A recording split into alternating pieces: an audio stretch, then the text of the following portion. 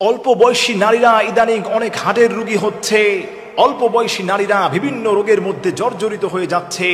এর অন্যতম একটা কারণ আমি একটি আর্টিকেলের মধ্যে পড়েছি, ম্যাক্সিমাম নারীদের এই রোগগুলো হওয়ার কারণে অন্যতম দায় হচ্ছে তার স্বামীর। একজন স্বামী একজন স্ত্রীকে সময় না দেওয়ার কারণে এবং পর্যাপ্ত পরিমাণ জুলুম তার উপর করার কারণে, মানসিক চাপ তার উপর প্রয়োগ করার কারণে, অপমান অপদস্থতা লাঞ্ছনা দিতে দিতে একজন স্ত্রী সহ্য করতে না পারতে এই টেনশনের কারণে তার শরীরের মধ্যে বিভিন্ন রোগ দেখা দেয়।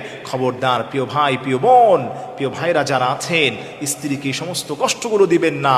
স্ত্রী যদি মনে আপনি কষ্ট দেন, ধীরে ধীরে আপনাকে নিয়ে টেনশন করতে করতে তার মনের মধ্যে তার শরীরের মধ্যে রোগ দেখা দিবে, অল্প বয়সেই সেই দুনিয়া থেকে বিদায় নিবে।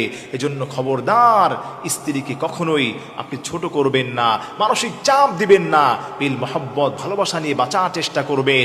স্ত্রীকে নিয়ে আপনি ঘুরতে যাবেন, মক্কা মদিনা জিয়ারত করতে যাবেন, স্ত্রীকে নিয়ে আপনি দৌড়ের প্রতিযোগিতা দিবেন।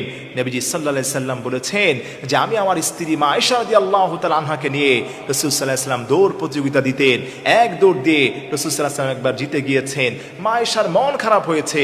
আল্লাহর হাবিব বললেন, আয়েশা আমরা আবার রিপিট করি। দ্বিতীয়বার দৌড় যখন দিয়েছে, ওই সময় আল্লাহর হাবিব ইচ্ছাকৃতভাবে মা আয়েশাকে জিতিয়ে দিয়েছেন। আর মা আয়েশা বড্ড খুশি হয়েছেন। আর আপনি মনে রাখবেন, স্ত্রী যারা, নারী যারা, তারা কিন্তু অল্পতেই অধিক খুশি হয়ে যায়। এই জন্য স্ত্রীদের খুশি করতে লক্ষ কোটি কোটি টাকার প্রয়োজন হয় না, সামান্য যত্নের প্রয়োজন হয়, সামান্য ভালোবাসার প্রয়োজন হয়।